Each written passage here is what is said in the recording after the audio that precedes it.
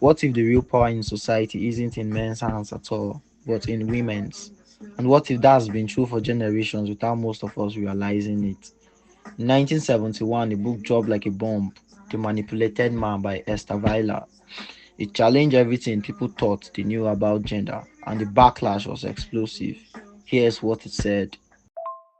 Extavailers' main claim: society trains men to be providers and protectors, while women, through subtle strategies, guide men's behavior for their own benefit.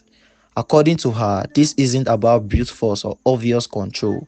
It's about psychology, social norms, and emotional leverage.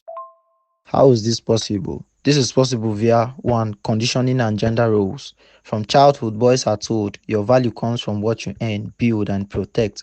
Meanwhile, girls learn that their role is to be the prize, the one men must work to win. For instance, a female child at the age of 14 has already known what an ideal man should be like, but is unlikely to be able to figure out what an ideal woman should be. 2 is the illusion of weakness.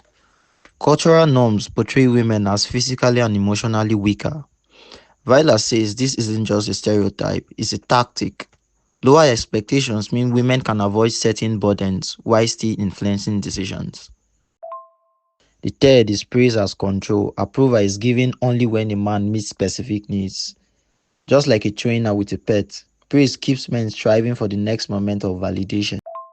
Is emotional manipulation, strategic tears, sudden coldness, or guilt trips.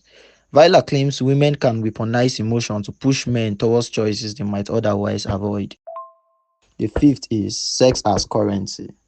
Sex, according to Vilar, becomes a bargaining chip, something offered or withheld to gain commitment, gifts, or favors. She calls this one of the most powerful tools in the dynamic. Sixth, the myth of romantic love. Viola argues that the fairy tale idea of love is a kind of social camouflage. Beneath the romance, relationships often function like transactions, emotional and financial exchanges dressed up as destiny. 7. Marriage and divorce. Marriage, she says, benefits women more materially. Men take on financial responsibility. Women gain long term support and in divorce, often walk away with more assets. 8 is breaking the cycle. Viola's conclusion is blunt. Women won't give up these advantages voluntarily. The only way for men to change the dynamic is to recognize the manipulation, reject unhealthy conditioning, and set their own boundaries. The question now is, why was it controversial? When the book came out, it was like lighting a match in a fireworks factory.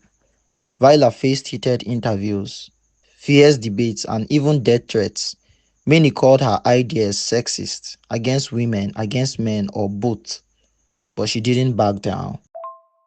Half a century later, the manipulated man still sparks arguments. Some say it's outdated, others insist it's more relevant than ever in today's dating and marriage scene. So, what do you think? Is Esther Vilar's take a bold truth or cynical overstatement?